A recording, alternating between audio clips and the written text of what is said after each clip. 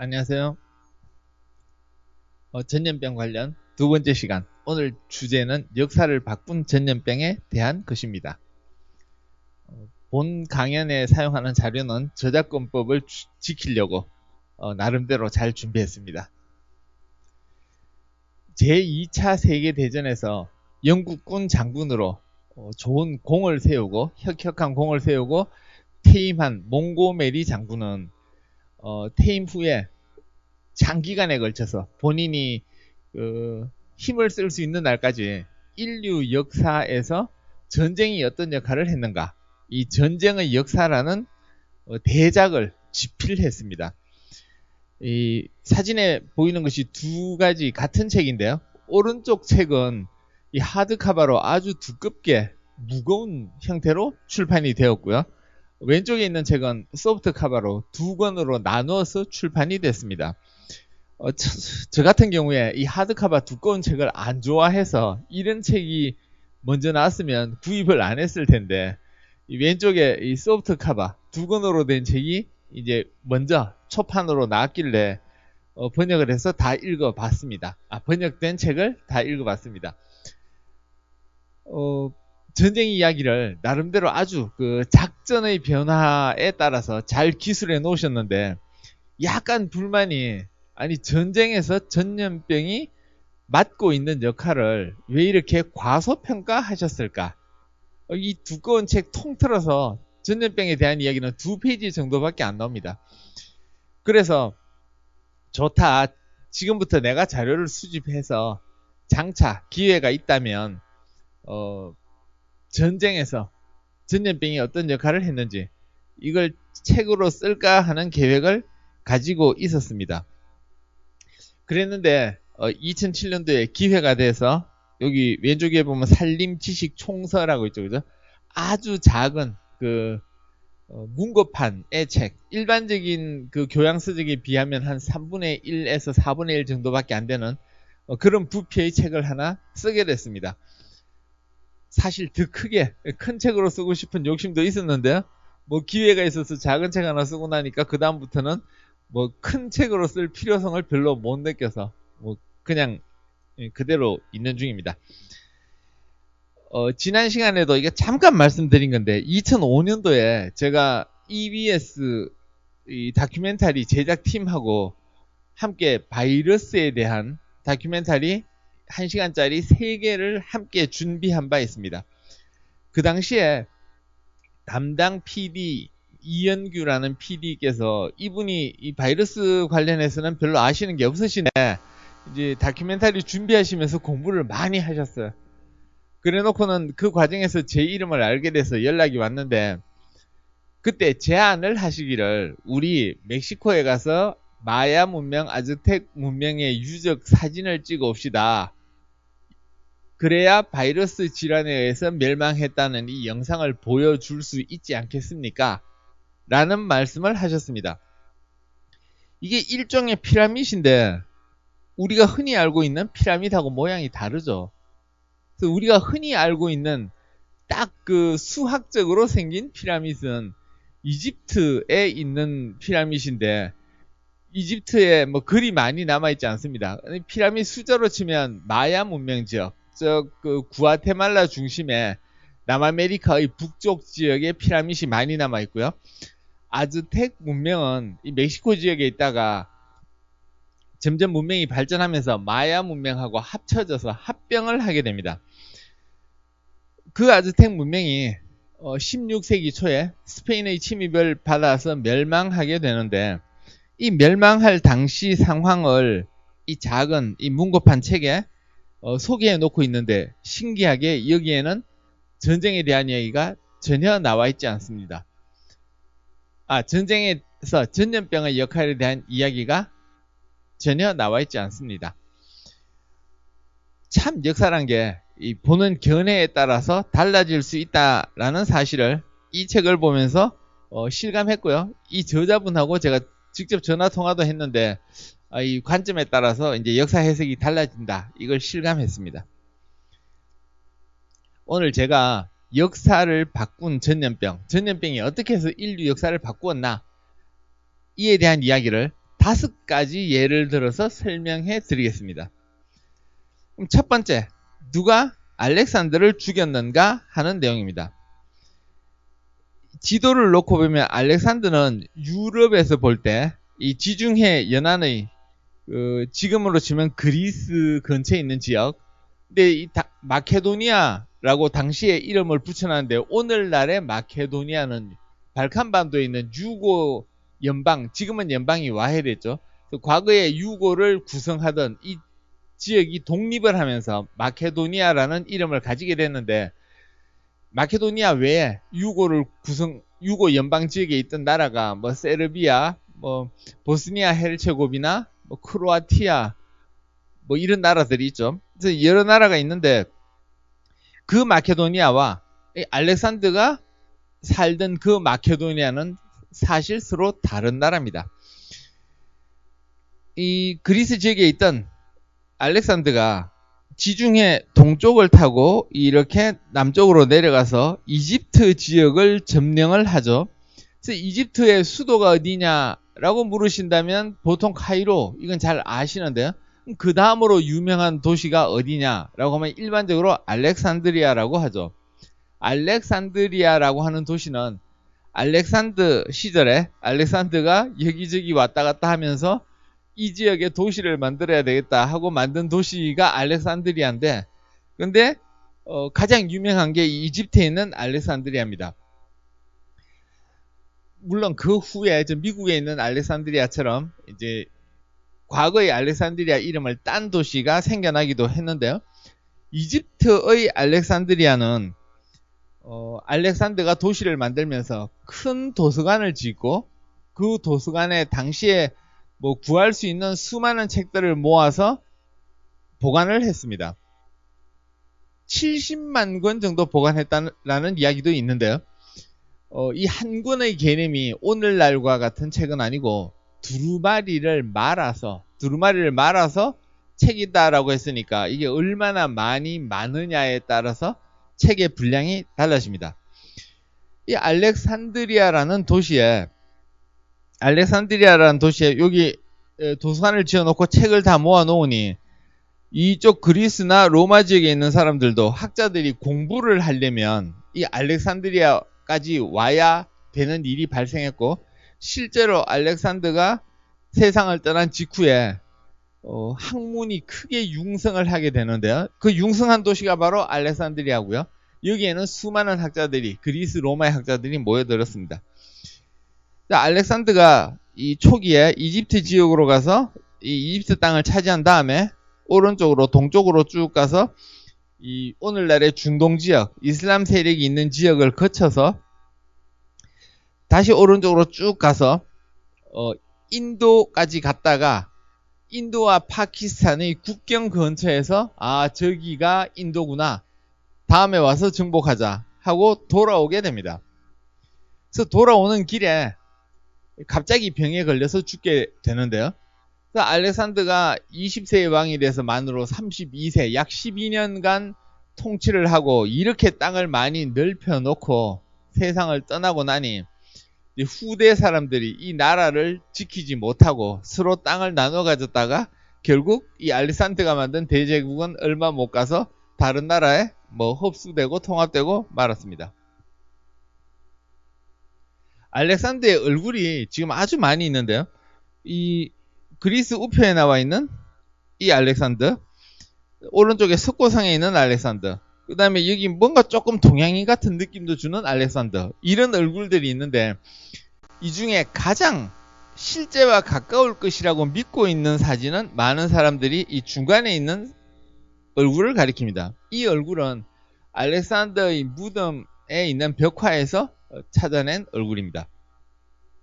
이 아래에 있는 알렉산더가 정복한 땅은 앞 슬라이드에 있는 것과 모양이 비슷한데, 이렇게 알렉산더가 쭉 동쪽으로 쳐들어갔다가 이렇게 돌아오는 길에 이점 와서 세상을 떠났습니다. 만약에 시험 문제로 알렉산더가 왜 목숨을 잃었나 라고 나온다면 가장 유력한 답은 말라리아라고 쓰시는 게 맞습니다. 왜냐하면 많은 학자들이 알렉산더는 말라리아 때문에 세상을 떠났다 라고 이야기를 하기 때문에 그렇습니다. 알렉산더의 얼굴이 이 앞에 제가 여러 가지가 있다 그랬는데 이 18세기에 그린 그림 이 알렉산더는 제가 처음 봤을 때 이렇게 큰 그림을 본 게 아니라 이 작게 인쇄된 그림을 봤습니다. 근데 이게 작다 보니까 이 알렉산더가 제 눈에는 여성처럼 보였습니다. 여성처럼. 이 확대해 놓고 보니까 조금 남성 같기도 한데 그다지 건강해 보이지는 않죠, 그죠? 근데 이 외에도 알렉산더에 대한 그 그림, 이 화가들이 많이 그려놨는데 그다지 이렇게 건장하고 장군 같은 느낌을 주는 게 아니고요. 조금 조금 여성스러운 이런 느낌의 그림들이 많이 있습니다. 그래서 알렉산더가 실제로 얼마나 이 씩씩한 장군이었는지는 알 수 없지만 이 전쟁을 좋아하고 이런 걸로 봐서 이 서양 사람들이 남겨놓은 그림이 왜 얼른 생각할 수 있는 이미지와 조금 다른지 이거는 그림 화가들의 생각마다 다른데요. 이 문헌을 보면 아주 많지는 않은데 알렉산더가 조금 이렇게 여성적이었다 이런 게 있기는 있습니다. 근데 그림을 보면 훨씬 더 많은 것 같은 게 이제 제가 가진 의문이긴 합니다. 초창기에 기원전 4세기에 알렉산더가 처음 세상을 떠났을 때 이 알렉산더가 왜 갑자기 죽었나 원인을 아마 알 수 없었겠죠, 그죠? 없었는데 만약에 알렉산더가 죽지 않았다면 어떻게 됐나?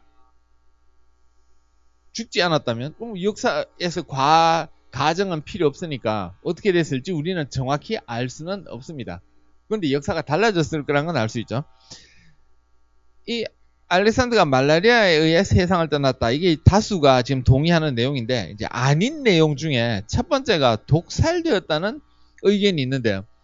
근데 그럴 수 있죠. 알렉산더가 땅을 많이 넓혔으니까 알렉산더가 죽고 나면 내가 한 지역 차지할 수 있겠다. 욕심을 가진 사람들이 알렉산더를 시켰을 수가 있습니다. 근데 이 문제가 있는 게 알렉산더가 죽고 400년 이상 지난 다음에 나온 내용입니다. 왜 독살이라고 생각하는지 자세한 설명도 없고요. 그래서 지금 우리가 보기에는 독살 그러면 음모론 재밌긴 한데 사실 믿기는 곤란하고요. 2세기라고 하는 시기는 로마가 워낙 강했던 시절이잖아요. 그래서 로마 황제들이 갑자기 세상을 죽는 일이 많았습니다. 글래디에이터라는 영화에 보면 로마 황제들이 이제 자리를 차지하기 위한 일부 대신들과 결탁한 왕족 이런 사람들이 자꾸 이 쿠데타 하듯이 왕을 차지하는 것처럼 영화에는 나오지만 실제로 2세기에는 많은 로마 황제들이 말라리아로 추정되는 병에 걸려서 세상을 떠났습니다. 그래서 이 독살설은 왜 나왔는지 확실치 않은데 근거가 희박하고요. 이제 1997년에는 급성췌장염, 지금도 이게 가장 고치기 힘든 병 중에 하나죠. 그러니까 배가 아플 때 급성맹장염, 사실 맹장염보다는 충수돌기염, 이게 더 확실한, 그러니까 옳은 이름인데요. 맹장의 한쪽 귀퉁이에서 생긴 병이니까 맹장을 우리말로 막창자라고도 하는데 막창자 꼬리염이 되겠습니다. 그래서 급성 충수돌기염 또는 막창자 꼬리염에 생기면 배가 무지 아픈데 췌장염보다는 치료가 잘 되죠. 이 췌장염은 췌장이라고 하는 우리 몸의 장기가 소화를 담당하는 가장 많은 효소를 분비하는 곳입니다.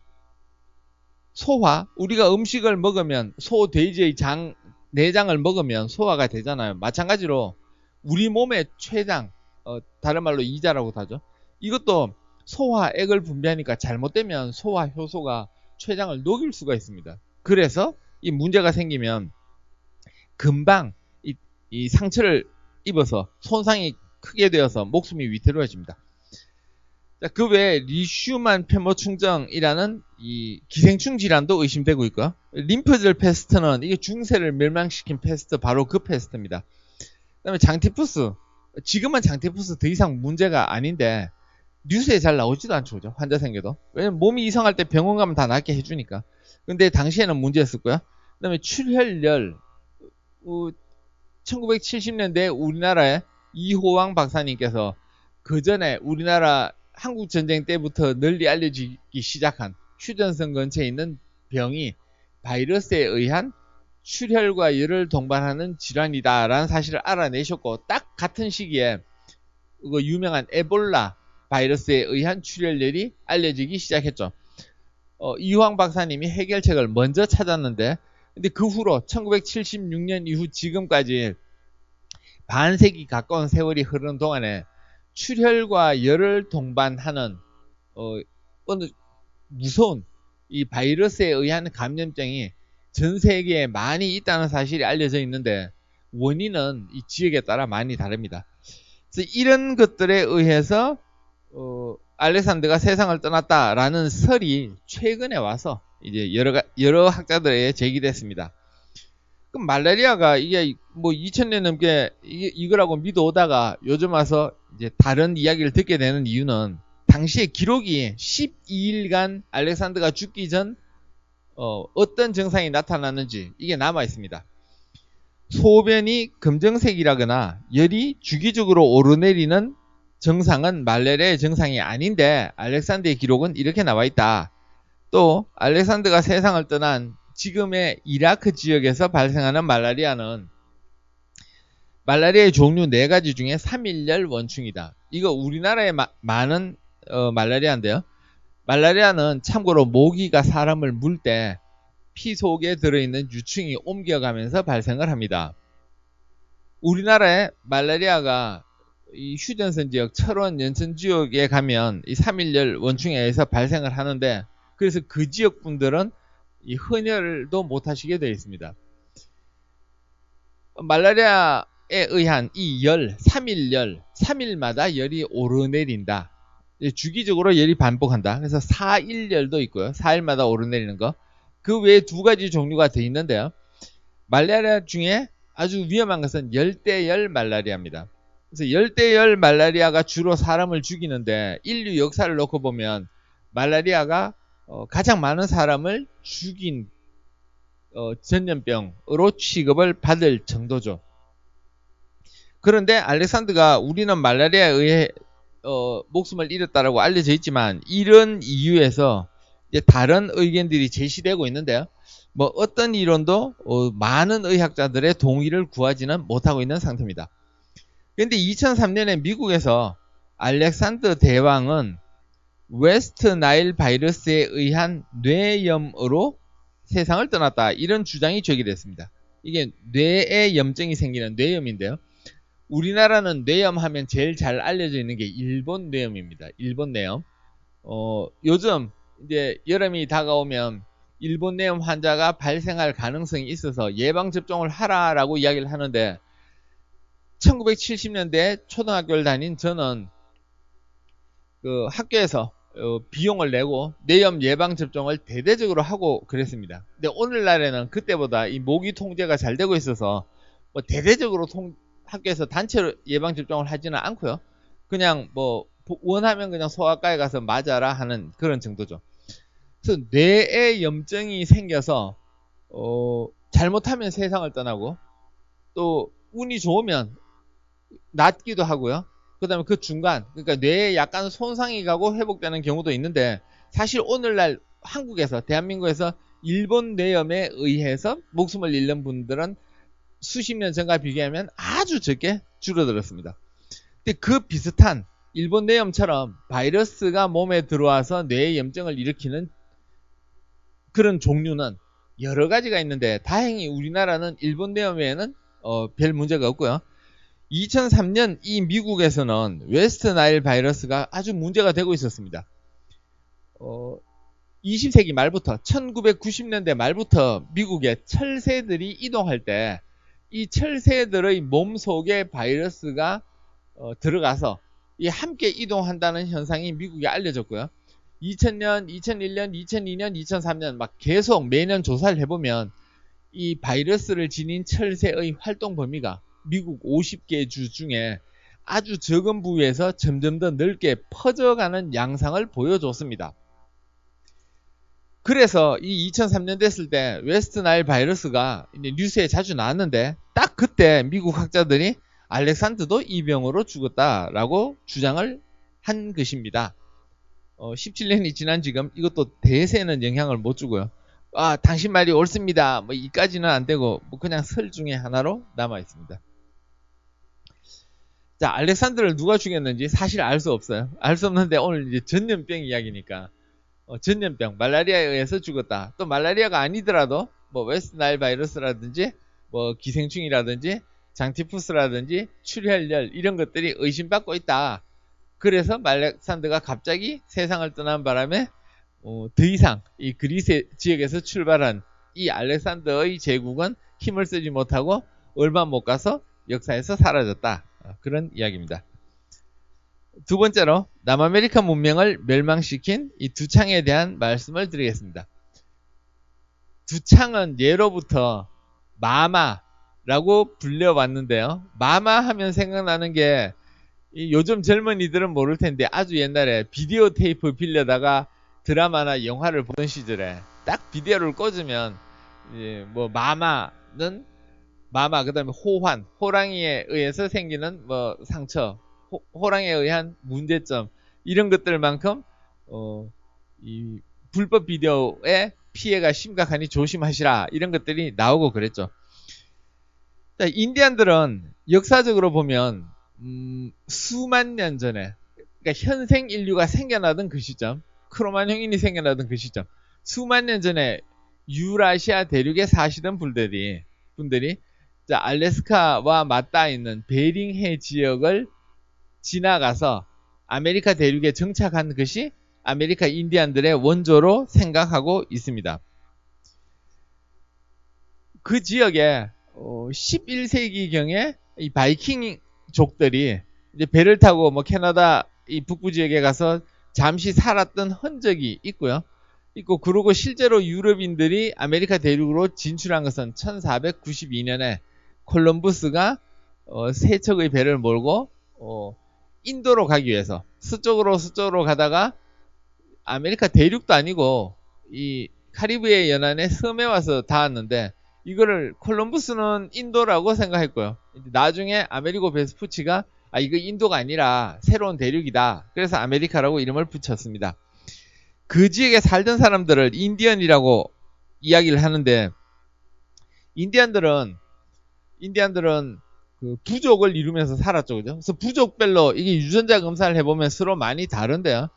부족 간에 교류가 많지 않아서 전염병이 퍼질 환경이 못 됐습니다. 그럼 전염병이 퍼지지 않고 격리되어서 살다 보니 전염병에 대한 내성도 면역 기능도 별로 발휘할 기회가 없었겠죠. 그 상태에서 인디안들이 이제 많이 아메리카 대륙에 분포를 했는데 유럽 사람들이 몰려오기 시작한 겁니다. 1492년 이후에 그랬죠. 콜럼버스 같은 경우에는 이탈리아 사람인데 이탈리아 왕이 후원을 안 해주니까 본인은 서쪽으로 가는 길을 찾고 싶은데 그래서 도와줄 사람을 찾다가 스페인에 가서 페르디난드 왕, 이자벨라 여왕 이 부부의 후원을 받아서 이제 아메리카까지 왔다 갔는데 결과적으로 얻은 게 별로 없습니다. 얻은 게 별로 없으니까 왕 입장에서는 아니 그동안 쓴 돈이 얼만데 빨리 가서 뭐 좀 챙겨와라. 그래서 콜럼버스는 4번이나 왔다 갔다 하죠. 그래서 콜럼버스는 별로 생긴 게 없고 이제 다른 스페인 사람들이 아메리카 대륙으로 열심히 온 게 오늘날 아메리카 대륙에서 미국과 캐나다를 제외하면 스페인어가 아주 주류가 된 이유이기도 하죠. 그 인디안들이 세월이 지나고 나니까 지금은 아메리카 대륙에 가도 인디안들 보기가 힘들어졌습니다. 그죠? 미국, 캐나다 지역에 있는 인디안들은 거의 사라졌고요. 중남미에 있는 인디안들은 스페인과 혼혈이 된 사람들이 뭐 대부분입니다. 이 인디안들이 왜 이렇게 옛날보다 숫자가 줄어들었는가? 전쟁해서 뭐 죽은 사람도 있고 그런데 대부분의 사람들은 의학 역사에서 볼 때 전염병에 걸려서 사라진 걸로 취급을 하고 있습니다. 이제 그렇게 의학자들이 생각을 하고 있죠. 이 미국의 역사 전문 채널에서 만든 헤르난 코르테즈라는 그런 다큐멘터리가 있는데요. 헤르난 코르테즈는 스페인 왕의 명을 받아서 오늘날 멕시코 지역으로 뭔가 이익을 얻기 위해서 쳐들어간 오늘날 계급으로 치면 장군까지는 안 되고 한 대령쯤 되는 그런 사람이었습니다. 코르테즈가 이제 아즈텍 문명 지역에 왔을 때 이 아즈텍 문명 사람들은 이 사람들을 환대해 주었습니다. 아즈텍 문명의 전설에 따르면 이런 복장을 한 이런 옷을 입은 사람들이 내려와서 우리를 구해준다, 그런 이야기가 있는데, 아마 코르테즈가 이끄는 이 군대의 옷을 입은 모양이 비슷했던 모양입니다. 그래서 아즈텍 문명 사람들이 자신들을 구해주러 온 사람인 줄 알고, 잘 도와주러 온 사람인 줄 알고 환대를 했는데, 이 코르테즈의 군대가 잠시 틈을 봐서 몬테주마 또는 목테주마라고 하는 이 아즈텍 문명의 왕을 감옥에 가둬버립니다. 그리고 코르테즈가 왕 노릇을 하게 됩니다. 자기 마음대로 통치를 시작한 거죠. 코르테즈 본인에게는 즐거운 일이었을지 모르겠는데, 스페인 왕이 볼 때는 말이 안 되는 이야기입니다. 아니, 내가 밑에 사람을 보내서 거기 가서 경제적 이익을 취하려고 했는데 이놈이 가서 자기가 왕 노릇하고 있는 거야. 한마디로 반역자죠.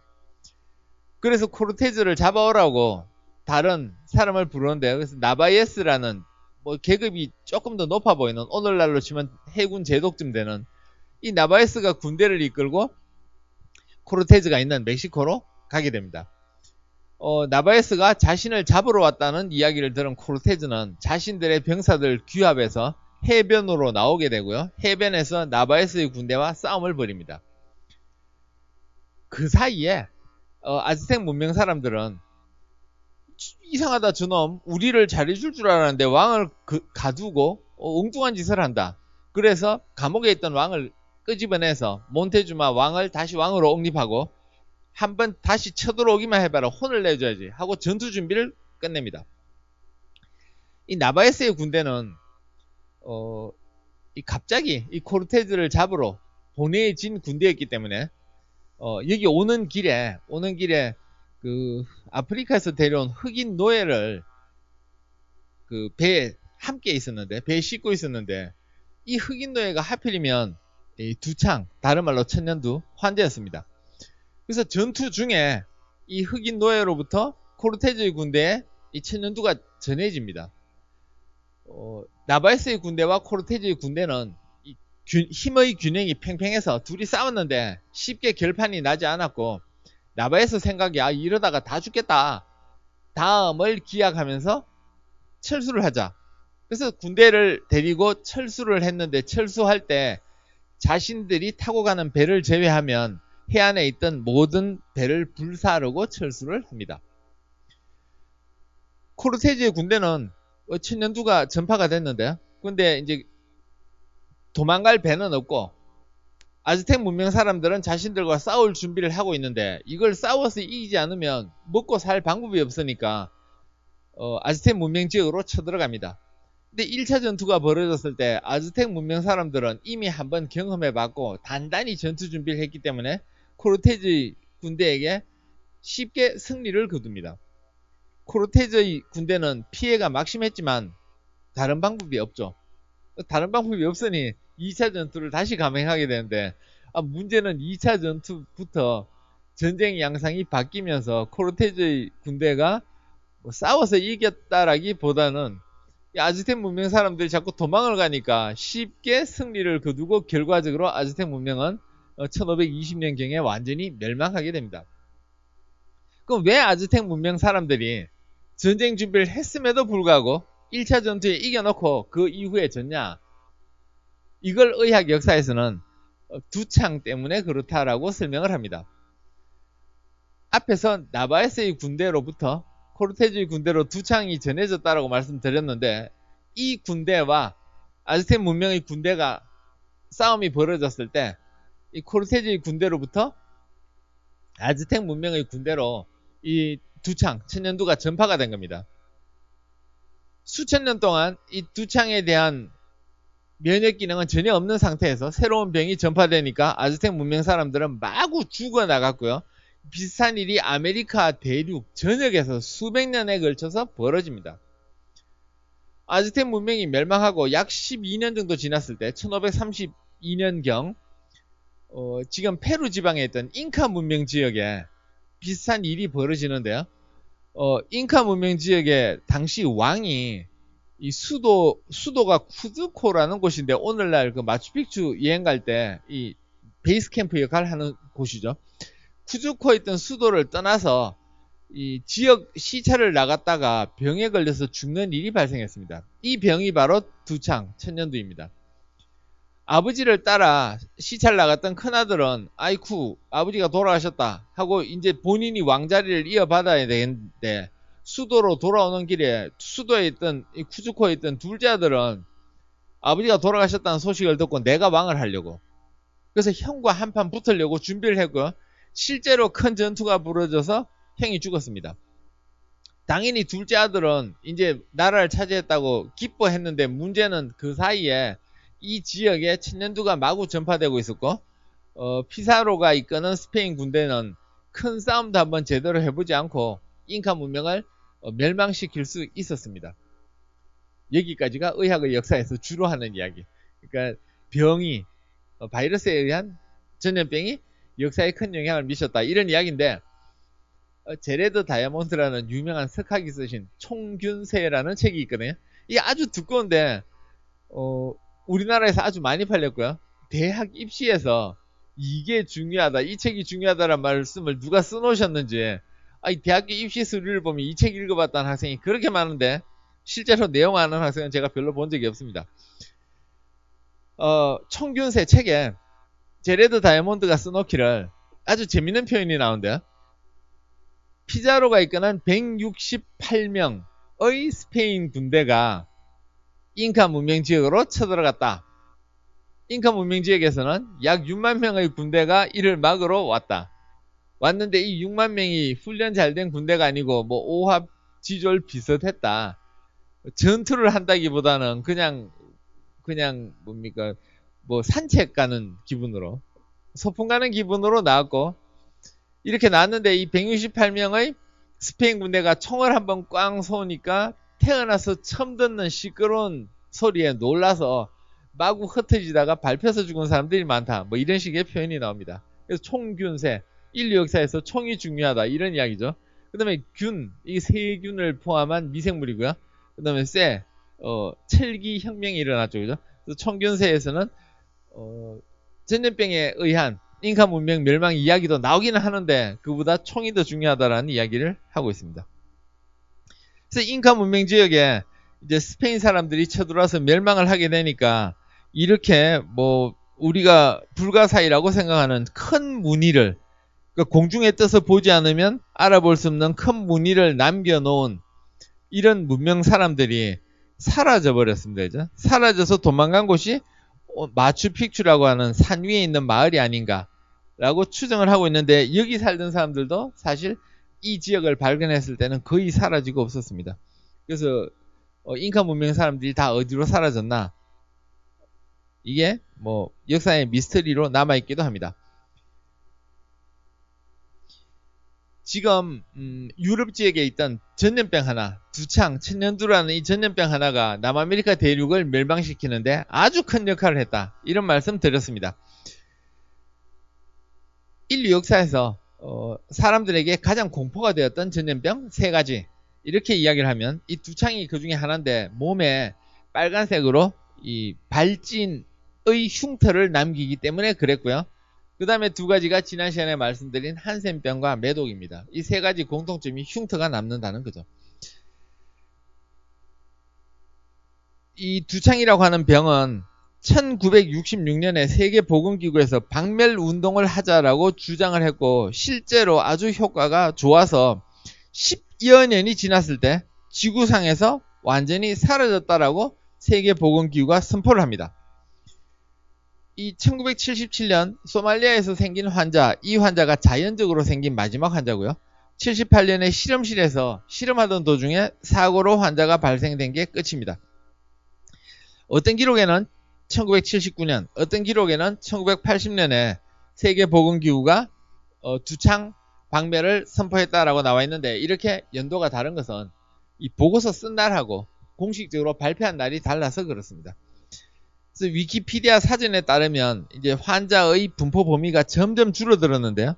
이렇게 성공적으로 이 수천 년간 인류를 괴롭혀온 전염병을 해결할 수 있었던 것은 이 두창이 사람에게만 생기는 병이기 때문에 그렇습니다.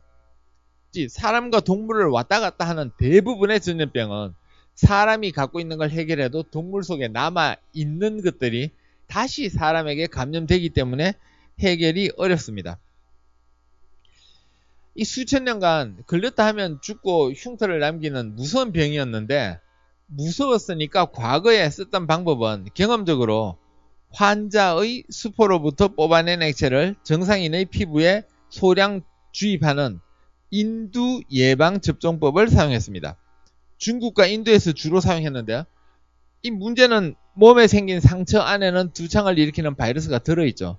이 바이러스를 뽑아서 정상인한테 주면 정상인은 예방이 되는 게 아니라 병에 걸려서 죽을 가능성이 있습니다.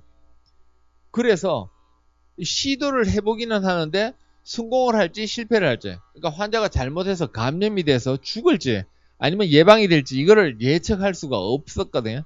그러니까 널리 퍼지지는 못하고 두창이 한번 크게 유행하면 한번 시도해 보기도 하고, 또 조금 두창이 잠잠해지면 굳이 예방을 하진 않고, 뭐 이런 식으로 인두 접종법이 아시아에서 활용되고 있었습니다. 유럽에서는 인두 예방 접종법에 대한 개념도 없이 그냥 두창이 유행하면 마구 속절없이 당하기만 했는데, 18세기에 터키에 와 있던 영국 대사의 부인 몬타규라는 사람이 인두 접종법을 배워서 영국에 가서 영국 왕실의 왕자들에게 예방 접종을 하면서 유럽에 이 인두 접종법이 알려졌는데, 이 하필이면 18세기가 1700년대 영국에서 두창환자 제일 많았던 시기입니다. 그랬으니까 이런 방법을 시도해 보기도 했죠. 마찬가지로 터키에 있던 티몬이라는 이 유럽에서 온 의사가 또 유럽의 몬타규 부인보다는 늦게 인두 접종법을 전파했는데, 의사가 전파했음에도 불구하고 뭐 시민들, 국민들이 쉽게 받아들이지는 못했고요. 그러다 보니 이제 두창에 관심을 가진 에드워드 제너라는 사람이 나타났습니다.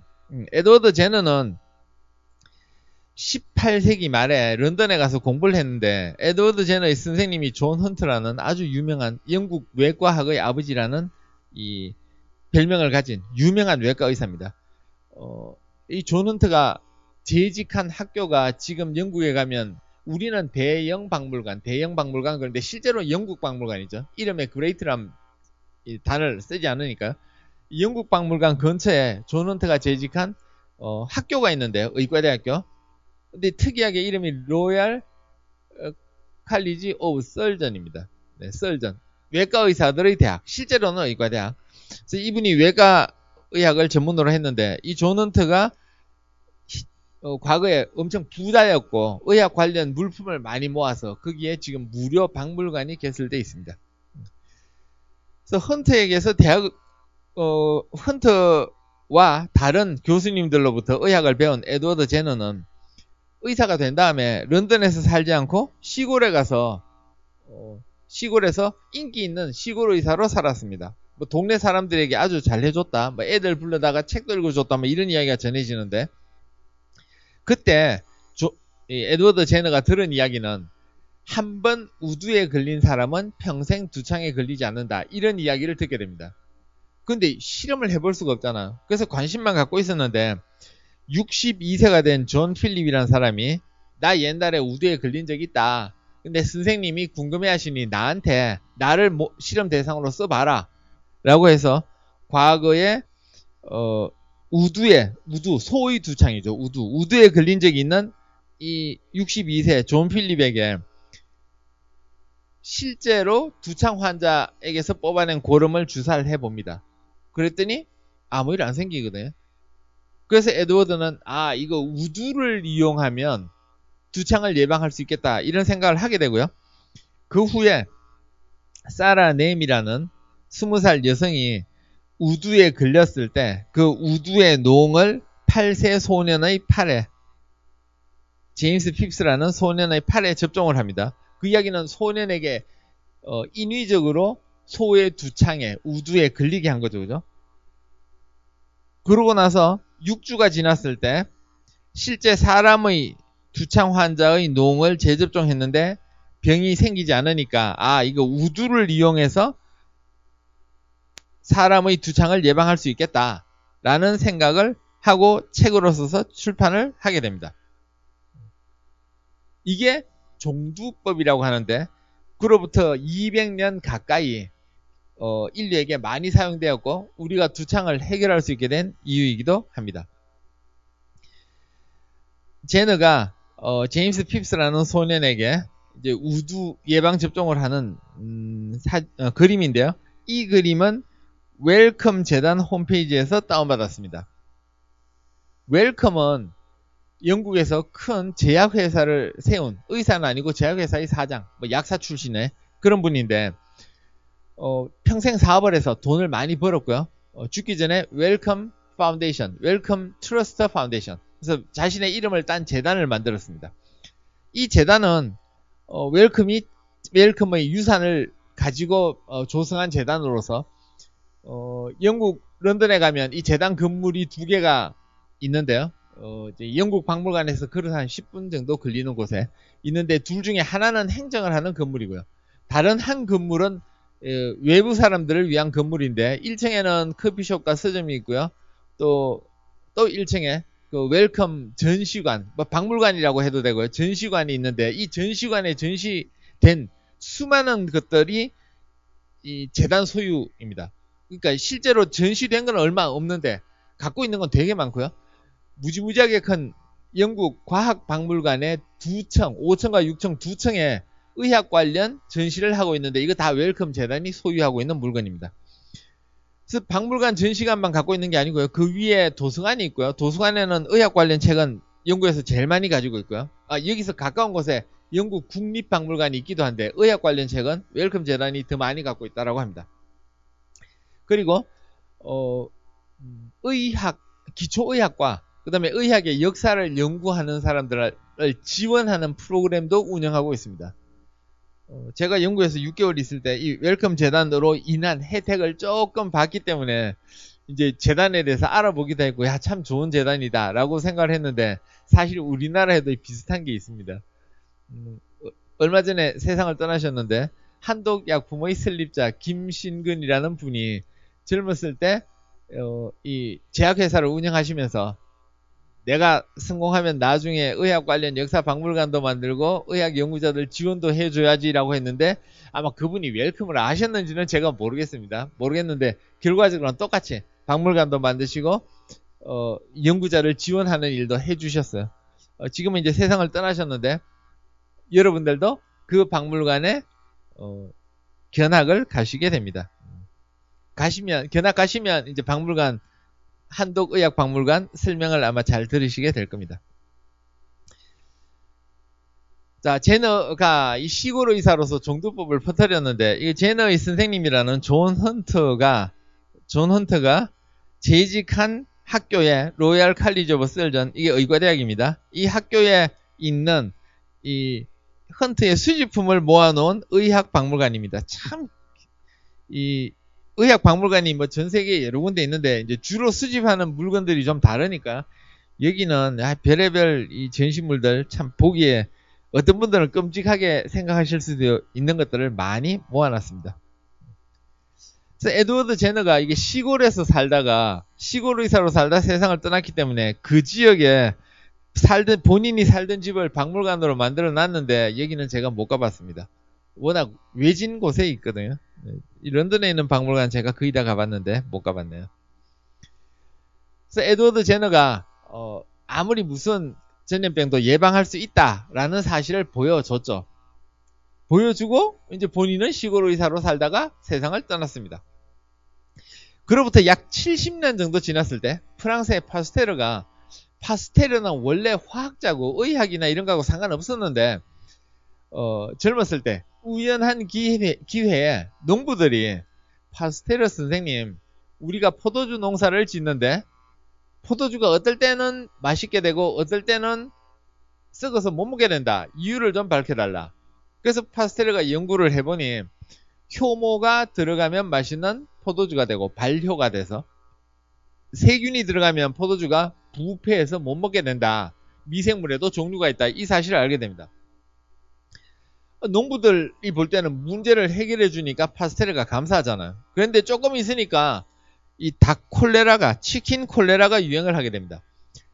파스테르가 살았던 19세기는 유럽에서 콜레라가 수시로 유행을 해서 수많은 사람들을 목숨을 뺏어가던 시절인데 어느 날 키우는 닭이 자꾸 전염병이 생겨서 시름시름 앓다가 죽으니까 그러니까 무섭잖아요. 그러니까 콜레라하고 상관은 없는데 닭 콜레라, 치킨 콜레라라고 이름을 붙여드립니다. 그러고는 파스테르한테 해결 좀 해달라. 그랬더니 파스테르가 어떻게 할까 하다가 제너가 쓴 방법이 있으니까 예방접종법을 연구해보자. 그래서 성공합니다. 그랬더니 농부들이 아이 닭 콜레라만 하시면 어떡하냐. 소한테 생기는 탄저도 해결해달라. 그래서 파스테르가 또 탄저 백신을 만드는 데 성공합니다. 그리고 광견병 백신까지 만듭니다. 세 가지 백신을 만들어서 역사적으로는 종두법에 이어서 두 번째, 세 번째, 네 번째 백신이죠. 이 닭콜레라는 사람에게 생기는 건 아닌데 탄저는 아까 소에게 생긴다 그랬지만 가축, 소, 양 이런 것들에게 생기고 사람도 생깁니다. 세균에 의한 거고요. 광견병은 바이러스에 의한 거고. 지금이야 세균과 바이러스가 서로 다른 미생물이라는 거 알고 있는데 파스테르는 그걸 몰랐겠죠.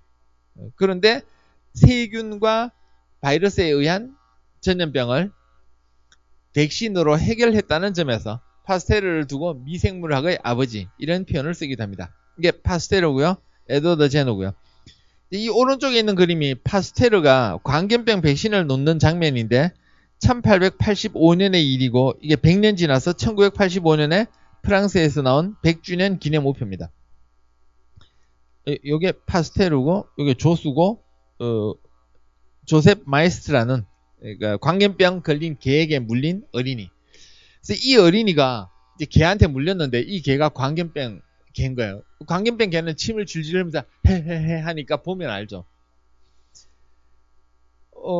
이 조셉 마이스트의 어머니는 치료 방법이 없다라고 하지 경험적으로 광견병 걸린 개에 물리면 뭐 한 2년 있으면 죽는다라는 사실이 알려져 있는데 오늘날에도 광견병이 있습니다. 우리나라에는 아주 드문데요. 인도 같은 데 가면 꽤 있습니다. 가정에서 키우는 개는 광견병 백신 맞춰 놓으면 되는데 문제는 광견병은 개견자가 들어가긴 하지만 개 아닌 뭐 쪽제비라든지 너구리라든지 이런 야생동물도 광견병에 일으키는 바이러스에 감염되어 있을 수 있습니다. 그러니까 야생동물한테 물리면 병원에 가서 검사 받으셔야 됩니다.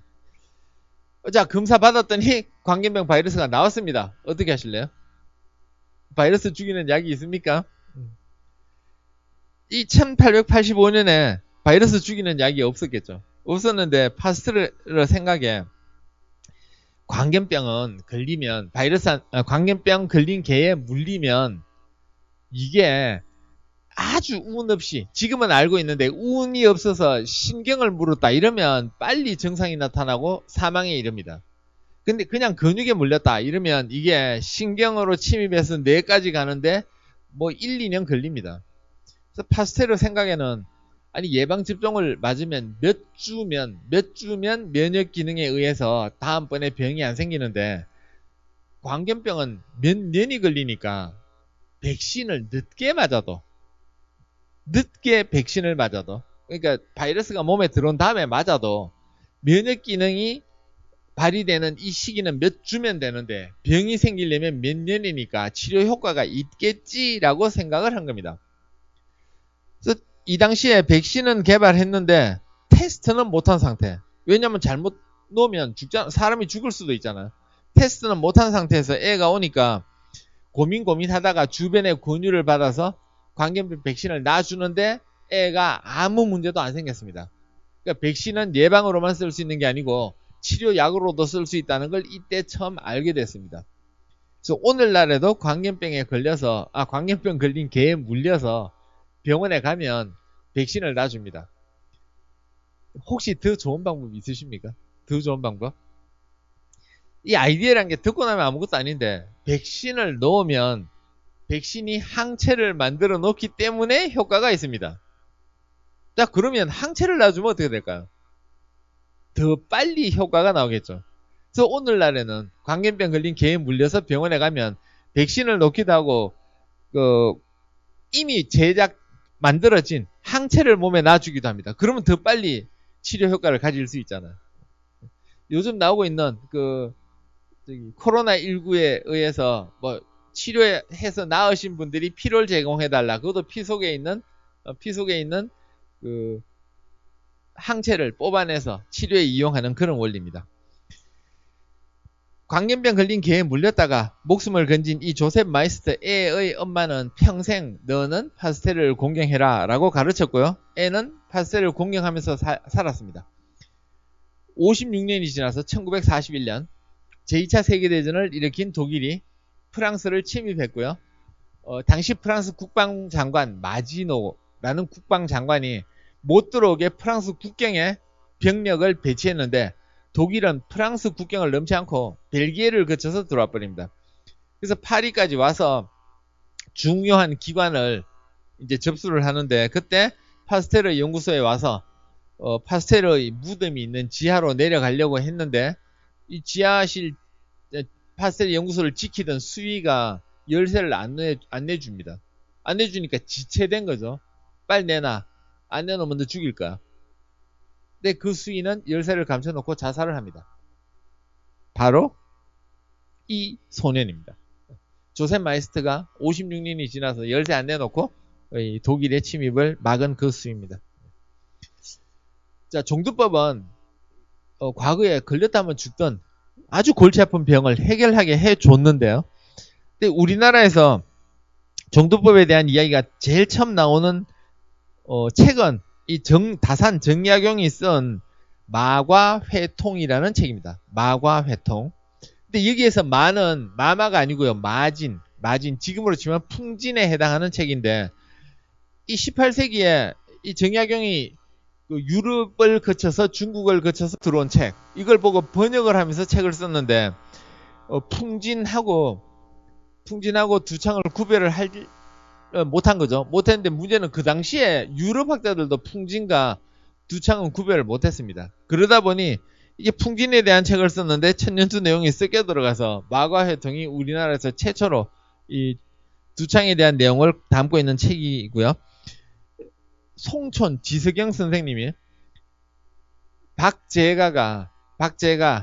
실학자 박제가가 일본 갔다 오면서 받아온 종두귀감이라는 책을 읽다가 이게 두창을 예방할 방법이 있구나 라는 사실을 알고 이걸 어디서 배울까 하다가 일본에 있던, 그때 개항을 해가지고 일본 사람들이 우리나라 들어와 있었죠. 그래서 부산에 가서 재생의원에서 이 종두법 시행 방법을 배워서 서울로 오다가 충주를 지나가면서 이 처가 쪽 식구들한테 이 방법을 시도를 합니다. 처갓집 애들한테. 그래서 성공을 하니까 그 후에 우리나라에서 대대적으로 이 종두법을 시행해서 우리나라도 예방 효과를 지닐 수 있게 됐고요. 지석영은 그로부터 17년 지나서 1899년에 우리나라의 의학교 세워질 때, 서양식 의학을 공부하는 의학교가 세워질 때 교장이 됩니다. 근데 서양식 의학을 공부하는 학교는 이 나라에서 세운 학교 외에 같은 해 1899년에 이 제중원의학교, 오늘날 연세대학교 의과대학교의 이 조상이 되는 제중원의학교가 같은 해 1899년에 생겨서 이제 우리나라의 서양의학이 번져나가게 됩니다. 역사를 바꾼 전염병 세 번째 이야기, 나폴레옹 이야기를 해보겠습니다. 나폴레옹이 의외로 의학 역사에 이제 미친 영향이 큰데요. 지금 앞서 이야기한 종두법이 영국에서 발표가 되니까 에드워드 제너는 런던에서 공부를 하기는 했지만 시골에 가 있는 의사잖아요. 그럼 런던에 있는 교수들이, 훌륭한 영국 의사들이 와 새로운 거 나왔다 하고 받아들이겠습니까? 아니면은 저 시골 촌뜨기가 뭘 알아 이렇게 이야기하겠습니까? 인류 역사에 보면 그런 경우 흔합니다. 주류들은 비주류의 이야기는 잘 안 듣습니다. 주류들 자기네끼리는 서로서로 막 격려하고 잘합니다. 그래서 종두법이라는 게 나왔는데 영국에서는 받아들이기 전에 이 소문을 들은 프랑스의 나폴레옹이 먼저 받아들인 겁니다. 그래서 나폴레옹의 군대들은 종두법을 시행해서 이 두창에 의한 피해가 아주 적었고요. 옛날에 전쟁 때는 전염병 많이 퍼졌거든요. 그 다음 또 하나가 모포 소독인데, 이 나폴레옹이 20대 때 30대 초만 해도 군대 이끌고 갈 때 모포를 소독했습니다. 근데 왜 했는지는 사실 확실치 않은데 모포 소독을 하면 이게 모포를 꺼내서 햇빛에 말리고 이러면 당시에 병 중에 하나 발진티푸스라는 병이 이가 옮기는 병인데요. 이가 이게 뜨거운 데 내놓으면 죽게 됩니다. 그래서 발진티푸스의 전파력을 낮추는 효과가 있고요. 그 다음에 통조림의 원조가 되는, 그러니까 오늘날 가는 다르지만 통조림 비싼 걸 발견했는데 이게 무슨 뜻인가 하면 옛날에 군대가 쫙 가면 건강한 사람들이 군대가 쫙 지나가면 뒤에서 음식을 들고 따라가야죠. 근데 음식 들고 가는 사람들이 빨리 못 가면 군인들은 먹을 게 없어서 약탈을 하게 됩니다. 약탈을 하면 분위기가 나빠지고 그 지역 사람들이 당연히 싫어하겠죠. 나폴레옹 같은 경우에 워낙 이 활동 범위가 넓으니까 약탈을 안 했다는 표시로 종이에 써서 뭐 차용증 써주듯이 써서 주고 갔습니다. 이게 종이에 내가 너희한테 음식을 얻어 먹었다, 빌렸다 라고 써주니까 계속 있을 수가 없죠. 계속 있으면 약탈이 되잖아. 그래서 빨리빨리 가야 되는데 뒤에서 안 쫓아오니까, 그러니까 안 되겠다 하고는 건강한 병사들이 직접 먹을 걸 들고 다니게 만든 거. 이게 오늘날 보면 통조림의 효시점 됩니다. 나폴레옹이 20대에 젊었을 때 이집트로 제일 먼저 쳐들어가죠. 근데 쳐들어갈 때 군인만 데리고 간 게 아니고 학자를 많이 데리고 가서 이 학자들이 별의별 걸 다 훔쳐옵니다. 나폴레옹이 이 학자들 동원해서 이제 수많은 물건들, 이집트 물건들을 훔쳐온 다음에 나중에 연합군, 나폴레옹이 전쟁하는 걸 싫어한 유럽 나라들의 연합군, 영국 중심, 이 영국 중심의 연합군들이 나폴레옹을 몰락시킨 다음에 프랑스에 있던 물건들을 영국으로 다 들고 와서 영국 박물관에 전시를 해놨습니다. 그래서 영국 박물관과 이 루브르 박물관에 있는 물건들은 훔쳐온 게 상당히 많죠. 나폴레옹은 또 전쟁터에 의사들을 많이 데리고 다녔습니다. 그래서 전쟁터에서 환자가 발생하면 환자들을 데리고 전쟁지를 옮겨 다닐 수가 없으니까 그 지역에 남겨놓고, 건물 인수해서 남겨놓고 의사를 남겨놨습니다. 이걸 가지고 이제 병원의 뭐 효시까지는 아니고요. 이제 병원의 발전 과정에 한 몫을 했다라고 이야기를 하기도 하는데, 이 파리에 있는 오텔 디유, 오텔, 병원은 호스피털이죠, 그죠? 그래서 호스피털과 호텔, 사람들이 묵는 곳이라는 공통점이 있죠. 이게 어원이 라틴어로 같습니다. 그래서 오텔에서 호텔과 호스피털이 나왔는데, 파리에 있는 오텔 디유는 이 프랑스의 병원 발전에 큰 역할을 한, 나폴레옹 시절에 특히 발전한 이 병원이고, 지금도 파리에서 제일 좋은 병원입니다. 이 오텔 디유, 그러니까 그 병원 입구에서 제가 직접 찍은 건데요. 이제 역사를 보여주려고 병원 옆에 지나가는 사람들 볼 수 있게끔 이런 과거 그림이나 사진을 전시해 놓고 있습니다. 파리 하면 제일 유명한 성당이 노트르담 성당이죠. 노트르담 성당. 센강이 이쪽에서 이쪽으로 쭉 흘러가는데 이 중간에 시테라는 섬이 있고요. 우리나라의 여의도 같은 거하고 비교하면 섬도 상대도 안 되게 작고 강도 한강과는 비교도 안 되게 작아서 사람들이 이거 다 걸어서 건너다닙니다. 노트르담 성당을 보통 파리 가시는 분들은 사진 다 찍으시더라고요. 찍고 나서 쭉 이렇게 걸어서 가다 보면, 쭉 가면 여기에 요게 퐁피두 센터, 퐁피두 뮤지엄이 있죠, 그죠? 그래서 이게 유명한 관광지여서 여기를 걸어 다니는 관광객들이 무지하게 많은데, 이 중간에 그 꽃으로 유명한, 그러니까 꽃 가게들이 몰려 있는 아주 재밌는 곳도 있고요. 그런데 노트르담 성당 바로 옆에 요 호텔 디유가 있으니까 혹시 관심 있으신 분은 이제 빨리 코로나 물러가고 여행 자유화되면 파리에 가셨을 때 요 병원 한번 가보시기 바랍니다. 그 역사가 제일 오래된 유럽의 병원 발전에 한 몫을 하는 그런 병원입니다. 이 리차드 고든이라는 학자가 쓴 재미있는 책에 보면 나폴레옹의 영국 군대하고 만나러 딱 갔는데 마주쳤어요. 그러면 나폴레옹은 보통 속전속결이거든요. 빨리 가서 쳐부수고 끝내야 되는데 하필이면 나폴레옹답지 않게 하루 반을 쉽니다. 그 사이에 넬슨의 군대가 와서 영국군에 합류를 한 겁니다. 그리고는 전쟁이 벌어졌는데 나폴레옹이 지게 됩니다. 나폴레옹은 이때까지 승승장구했고요. 졌지만 이게 큰 패배는 아니었었어요. 그러고는 나중에 이 전쟁 끝나고 이제 파리로 돌아갔다가 자기가 황제 자리에 오르게 됩니다. 하루 반을 왜 쉬었나? 리차드 고든의 설명에 따르면 나폴레옹이 이 엉덩이에 뭐가 튀어나오는 치핵이라는 병이 있죠. 이게 있어서 말 타는 게 불편해서 쉬었다. 그것만 없었으면 역사가 바뀌었다. 이렇게 이야기를 합니다. 이 1798년의 일이고 나폴레옹이 1803년, 4년 요때 이제 프랑스 황제에 오르죠. 황제에 오른 다음에 호시탐탐 넬슨을 처부술기에만 찾고 있는데 1805년에 드디어 스페인 땅 트라팔가 앞에 있는 바다에서 한판 붙게 됩니다. 양측이 불러온 이 해군 군대의 숫자는 뭐 크게 차이가 안 났는데 전투에서 이 넬슨의 이끄는 영국 군대가 나폴레옹 군대를 괴멸시키다시피 합니다. 넬슨은 해군이 강하잖아요. 나폴레옹은 육군이 강하고. 근데 이 시절에 나폴레옹의 프랑스는 유럽 지도를 놓고 보면 이쪽 서쪽으로는 스페인 땅 거의 다 차지했고요. 동쪽으로는 지금으로 치면 독일, 오스트리아, 벨기에, 네덜란드 이쪽 지역을 다 차지해서 서유럽을 거의 다 손에 넣었습니다. 크기로는 상대가 안 되는데 이 넬슨의 군대한테 지고 나니까 나폴레옹이 열받았겠죠.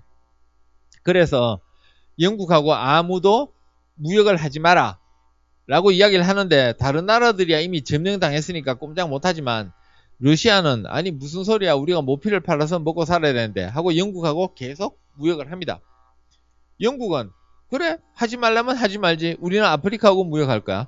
그래서 러시아가 제일 답답한데 러시아가 영국하고 무역을 하니까 하지 말라라고 대륙 봉쇄령을 내렸는데 안 들은 거죠. 그래서 나폴레옹 군대가 러시아로 싸움을 하러 가는데요.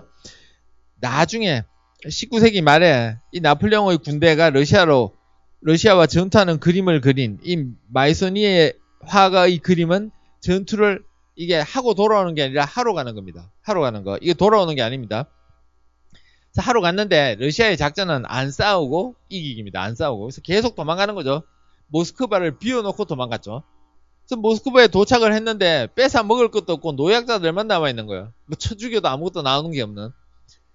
기록에 따르면 하필이면 그 해에 추위가 빨리 왔답니다. 추위가 빨리 왔다. 그래서 모스크바에서 뭐 훔쳐먹고 살려고 했는데 훔쳐먹을 게 없으니까 할 수 없이 나폴레옹이 후퇴를 선언하죠. 10월 19일 제 생일날 후퇴를 선언합니다. 돌아오는 길에 먹을 게 없어서 말을 잡아먹었다. 이렇게 되어 있습니다. 말을 잡아먹었다. 그러니까 이게 전투를 하러 가는 거고 하고 오는 게 아닙니다. 나폴레옹이 이 대륙 봉쇄령을 어긴 러시아를 침략하려고 대부대, 영어로는 그랜드 아미, 대부대를 끌어모았는데 50 내지 60만 명이랍니다. 째째하게 1200년도 더 전에 고구려로 쳐들어온 수나라는 113만 8천 명이었는데 그 반밖에 안 되는 군대를 이끌고 왔는데 문제가 이 당시에 유럽의 군대들을 한번 모았다 하면 용병이잖아요. 돈 줄 테니까 와라. 그래서 많이 모이고 나니까 말이 안 통하고요. 더 큰 문제는 발진 티푸스가 유행을 하기 시작했습니다.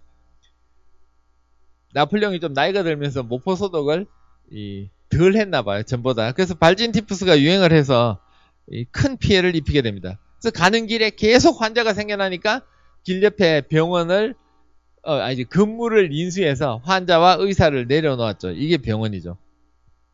발진 티푸스는 미생물 중에 하나인 리케차가 원인인데 리케차 프로아제키라고 하는 미생물이 사람에게 감염되는 병인데 우리나라에서는 3급으로 지정되어 있습니다. 이 전염병에 1, 2, 3, 4급이 있는데요. 1급이 한번 생겼다면 제일 빨리 퍼지는 이런 거고요. 3급은 우리나라에 아주 드문 겁니다. 4급은 아주 느리게 퍼지는 거고요. 이 발진 티푸스에 대한 이야기만 모아놓은 책도 있습니다. 그래서 이 발진 티푸스는 사실 지금은 별 문제 아닌데 역사적으로 보면 꼭 전쟁할 때 잘 퍼져요. 이유가 집단 생활을 하기 때문에 그렇습니다. 아니 뭐든지 전염병이 집단 생활을 해야 잘 퍼지죠. 그죠? 그래서 집단 생활을 할 때 발진 티푸스가 잘 퍼지고요. 18세기 캐나다에서 19세기 유럽과 캐나다 여러 군데서 이 발진 티푸스가 문제를 일으킨 적이 있는데 이게 기록이 19세기가 좀 있긴 해도 17, 18세기에 더 유행한 걸로 봅니다. 근데 나폴레옹이 지금 12년의 일이잖아. 1812년. 러시아로 쳐들어갈 때 발진티푸스 유행해서 고생했다. 이런 이야기인데, 이 19세기 중반에 크림 전쟁이 일어났을 때는 발진티푸스가 이게 유행을 했나 안 했나 불확실한데, 그 전만큼 유행을 안 한 걸로 생각되고요. 요거는 다음, 나이팅게일 이야기에서 말씀드리겠습니다. 20세기에 들어와서 발진티푸스 예방책이 다 나왔습니다. 그래서 지금은 백신 맞으면 되는데 우리나라는 다행히 널리 안 퍼지고 있고요. 니케차 프로아제키는 두 분 다 발진티푸스를 연구하시다가 세상을 떠나신 학자 이름을 리케츠와 프로아제키 이름을 붙여준 겁니다. 발진티푸스의 원인을 찾아낸 헨리크 리마가 한 일입니다. 지금은 뭐 큰 문제 아니고요. 과거에 제가 생명 인간의 경계를 묻다라는 책을 기획하신 분한테서 병원성 미생물과 사람 누가 더 강한가 라는 제목으로 글을 하나 써주십시오. 이거 16명이 나눠 쓴 책입니다. 그 이야기를 딱 듣고는 흔쾌히 좋습니다 라고 했는데, 이때 쓴 게 나폴레옹의 이야기입니다. 나폴레옹은 미생물 해결할 수 있는 여러가지 방법, 정두법, 모포소독, 통조림 등을 연구한 사람입니다. 근데 죽고 난 다음에, 그러니까 나폴레옹이 연합군한테 처음 패배했을 때 이 섬에 갇히죠, 그죠? 엘바 섬에 갇히죠. 그런데 섬을 탈출해서 프랑스 사람들의 환영을 받으면서 다시 황제 자리에 올랐다가 다음 전투에서 또 지고 나니까 유럽 대륙에서 멀리 떨어진 세인트 헬레나 섬에 가둬버립니다. 여기서 죽게 되는데, 죽고 난 다음에 이 주치의가 부검을 해보니까 위암이 발견됐습니다. 위암의 가장 큰 원인은 위궤양의 가장 큰 원인은 헬리코박터인데요. 위궤양이 위암으로 발전하는 수가 있습니다. 헬리코박터균을 연구하신 베리 마샬이 우리나라 특정 업체의 광고에 나왔을 때 사진이고요. 그래서 나폴레옹이 위암이 걸려서 죽었다라는 이야기는 헬리코박터균에 의해서 죽었을 가능성도 있습니다. 그래서 이 책에서 제가 했던 이야기는 나폴레옹과 세균, 이렇게 보면 나폴레옹이 강하고 이렇게 보면 세균이 강하다라고 아주 중립적인 위치를 점했습니다. 나이팅게일 이야기를 해보겠습니다. 나이팅게일이 바로 크림 전쟁, 1850년대에 1820년생인 나이팅게일, 올해가 탄생 200주년입니다. 베토벤은 탄생 250주년이고요. 그런데 이런 이야기를 거의 안 하고 있죠. 지금 코로나19가 전 세계를 다 장악하고 있습니다. 네. 러시아 입장에서 보면 강대국 러시아가 어떻게라도 조금 괜찮은 데를 차지하려고, 너무 추운 나라니까, 그래서 크림반도를 차지하려고 하는데, 이 땅은 1850년대 터키 땅이었습니다. 터키가 요 지배하기가 쉽지 않겠죠, 그죠? 근데 여기를 러시아가 쳐들어오니까, 이게 유럽 지도를 보시면 요 빨간 부분을 확대한 게 이 지도인데요. 영국은 여기 있습니다. 이거 얼마나 뭡니까, 그죠? 비행기도 없던 시절에. 이때 여기에 러시아가 딱 쳐들어오니까 유럽 여러 나라들이 러시아가 더 힘이 커지면 안 된다. 영국, 스페인, 프랑스, 이탈리아가 힘을 모아서 막자 라고 하고 크림반도로 모여듭니다. 영국에서도 군대가 왔고요. 군대가 올 때 나이팅게일이 젊은 여성들을 32명을 데리고 가려고 했는데 결과적으로 29명밖에 못 모았습니다. 자, 크림 전쟁이란 예루살렘의 관리권을 요구하는 러시아. 이거 왜 요구하죠? 러시아는 동로마 제국, 이스탄불이 1453년에 멸망하면서 동로마 제국의 중심지가 됐잖아요. 그래서 지금은 동로마가 아니고 동방정교회의 중심지죠, 그죠? 그래서 말은 이렇게 하는데 예루살렘의 관리권 어쩌고, 근데 실제로는 땅 차지하려고 간 거죠. 조금이라도 좋은 땅 차지하려고 갔더니 다른 나라들이 막 막았는데 결과적으로 연합군이 이깁니다. 그래서 표트르 대제, 뭐 영어로 피터 대제라고도 하는데 300년 가까이 이온 이 러시아 왕조가 멸망을 하는 원인이 되죠. 결과적으로 이 국력이 쇠퇴해서. 그래서 러시아에서 공산혁명이 일어납니다. 이 크림 전쟁이 일어났을 때 영국에서 이제 간호사들을 이끌고 온 나이팅게일이, 그 당시에는 간호사가 아니었는데 나이팅게일이 손길이 가는 곳에서 효과가 좋으니까 영국으로 전쟁 끝나고 돌아온 다음에 사회개혁 운동의 하나로 지금으로 치면 간호사 양성 프로그램을 운영하는 학교를 만든 겁니다. 이게 간호학교의 시초죠. 그 이전에는 의료계에 종사하는 사람은 의사밖에 없었죠. 의사와 의사의 조수밖에. 그랬는데 간호사라는 직종이 이때 생겨났고요. 그 후로 지금까지 물리치료사, 작업치료사, 임상병리사, 방사선사 등 수많은 의료계의 직종이 생겨나고 있는 중입니다. 제 생각에는 앞으로도 더 늘어날 겁니다. 그래서 나이팅게일이 활동을 했는데 이때 위생에 신경을 썼죠. 위생. 깔끔하게 하는데, 청소하고 깨끗이 하는데, 그랬더니 이 발진 티푸스는 위생 갖고는 모포 소독을 해서 이가 옮기는 걸 막아야 되는데, 이때는 운이 좋게 콜레라가 많이 유행을 했습니다. 콜레라는 위생만 철저히 하면 막을 수 있거든요. 그래서 효과가 좋았죠. 이 전쟁은 크림 전쟁은 특히 종군 기자가 첫 번째로 갔던 전쟁입니다. 종군 기자들이 갔다는 이야기는 소식을 전할 수 있었다라는 이야기고, 소식을 전한다라는 이야기는 전신이 가능했다라는 이야기입니다. 전신. 전기를 통해야지, 안 그러면 소식 직접 뛰어와서 전할 수는 없잖아요. 인류 역사에서 전쟁 때 전투로 죽은 사람이 전염병으로 죽은 사람보다 더 적었던 최초의 전쟁은 우리나라 땅에서 벌어진 러일 전쟁으로 칩니다. 1904년에서 5년. 그 이전에는 전쟁을 하면 전투를 해서 죽는 사람보다 전염병에 걸려서 죽는 사람들이 더 많았죠. 그런데 그걸 옛날 사람들이 몰랐다는 거죠. 이보다 훨씬 앞에 십자군 전쟁 치러 가면 전투하다 죽은 줄 알았는데 사실은 병 걸려서 죽고 못 오는 겁니다. 그래서 종군 기자들이 전쟁터에 가서 지켜보니 이거는 전쟁 치다 죽는 게 아니라 전쟁터로 가다가 병 걸려 죽거든요.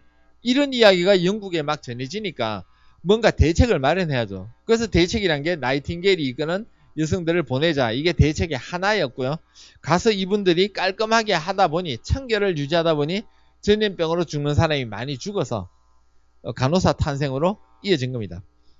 근데 19세기 중반은 영국에서 여성들이 힘쓰던 시절이 아니었거든요. 아니었는데 나이팅게일은 어쨌든 역사를 바꾸는데 성공합니다.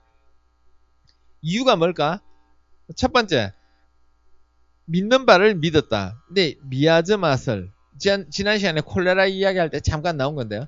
나쁜 공기, 나쁜 물이 병을 일으킨다. 그럼 공기를 깨끗이 하자, 물을 깨끗이 하자. 결과적으로 콜레라는 수인성 전염병이니까 물로 옮겨지니까 막을 수 있었다는 거고요. 두 번째, 여성들을 무시하는 분위기인데 귀족들하고 안 싸웠다. 단지 여왕과 이 총리쯤 되는 사람들만 상대해서 그분들이 나서게 했다.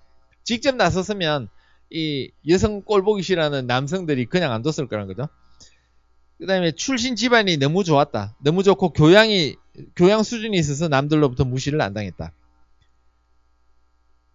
여성의 신분 상승은 역사를 놓고 보면 이게 꾸준히 상승된 게 아니고 이렇게 한 단계씩 이렇게 올라가죠. 그죠? 한 단계씩 올라가는데 이때에도 여성 신분이 상승되는 그 시기였기 때문에 조금 대접을 받았다.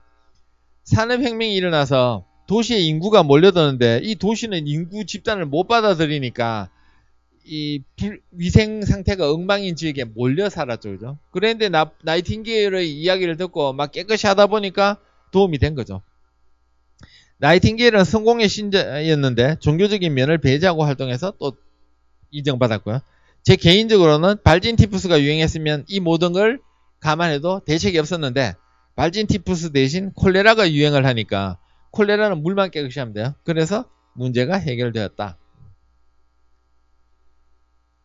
그래서 나이팅게일이 크림 전쟁을 마치고 영국으로 돌아갔을 때 성공적이라고 열렬히 환영받으니까 이제 변화가 필요하다. 교육 개혁 운동을 일으켜서 그래서 지금 오늘날에는 간호대학교 졸업하는 간호사로 새 출발하는 사람들이 나이팅게일 선서를 하게 되죠. 그래서 간호사의 효시로 취급받기도 합니다. 마지막으로 황열 이야기입니다. 미국이 영국으로부터 요쪽에 영국에서 온 사람들이 정착해 살다가 1620년에 종교의 자유를 찾아서 청교도들이 몰려왔다. 이걸 미국 역사의 시초로 치죠. 그죠? 그래서 요쪽에 몰려 살다가 1776년에 더 이상 우리 세금 못 내겠다. 독립하겠다. 해서 독립을 하는데 성공합니다. 그래서 독립전쟁에서 공을 세운 조지 워싱턴을 초대 대통령으로 뽑았고요. 8년만 하고 물러나죠. 그래서 세 번째, 토마스 제퍼슨이 대통령이 됐을 때 이렇게까지 넓어집니다. 이렇게까지. 근데 여기는 사실 인디안들이 사는 땅이었고요. 스페인이 이거 우리 땅하고 그냥 자기네가 외치던 시절이죠. 그 사이에 프랑스에서 온 사람들이 요 밑에, 플로리다 밑에 있는 쿠바 아바나에 진을 치고 배를 타고 여기 가서 뉴올리언즈에 프랑스 도시를 만들고 이거 다 우리 땅이라고 외치던 시절입니다. 근데 땅이라고 하면 뭐합니까? 여기 인디언들 다 살고 있는데 프랑스 사람들 몇 명 있지도 않은데 여기만 살았죠. 뉴올리언즈에. 자, 그랬는데 나폴레옹이 이제 집권을 하고 나서 미국을 어떻게 해볼까? 프랑스만큼이나 넓은 땅이 있으니까 어떻게 해볼까라고 했는데 이 통치를 맡은 장교와 군인들을 보내면 자꾸 병에 걸려서 죽는 거예요. 안 되겠다. 병에 걸려서 하도 죽으니까 안 되겠다. 토마스 제퍼슨 이거 우리한테 사시오. 그래서 이 땅 팔아버립니다. 그래서 미국 땅이 건국선언 27년 만에 이만하던 게 이만해졌죠. 원래는 요만했는데 이제 무지하게 커진 겁니다. 그죠? 그래서 미국한테 이 땅을 판 이유가 바로 나폴레옹이 보낸 장교와 병사들이 황열이라는 병에 걸려서 죽었기 때문에 그렇습니다. 미국은 루이지애나 루이 임금님의 땅이라고 이름 붙은 이 미국의 중간 지역을 다 차지했어요. 차지한 다음에 조금 세월이 지나서 저쪽에 서쪽에 금광이 있다라고 소문이 퍼지니까 서부로 사람들이 우르르 몰려가게 됩니다. 이거 원래 스페인 땅인데. 그래서 몰려가다 보니 이제 결과적으로 그냥 서부가 미국 땅이 돼버렸죠. 물론 그 사이에 스페인 또는 멕시코하고 전투를 하기는 합니다. 멕시코가 막 독립을 해서 미국하고도 싸우고요. 그러다가 뭐 미국한테 텍사스 뺏기기도 하고 뭐 미국 역사가 이제 점점 땅 따먹는 역사로 바뀌게 되죠. 1900년이 가까워지니까 19세기 말 1900년이 가까워지니 미국이 볼 때는 이제는 강대국이 된 거예요.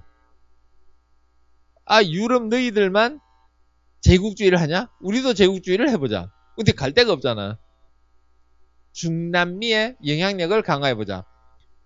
그래서 과거에 로마 제국이 팍스 로마나를 외쳤듯이 팍스 아메리카나, 아메리카 대륙은 아메리카에게를 외치면서 중남미를 차지하려고 하는데 스페인이 가만히 있을 리가 없죠.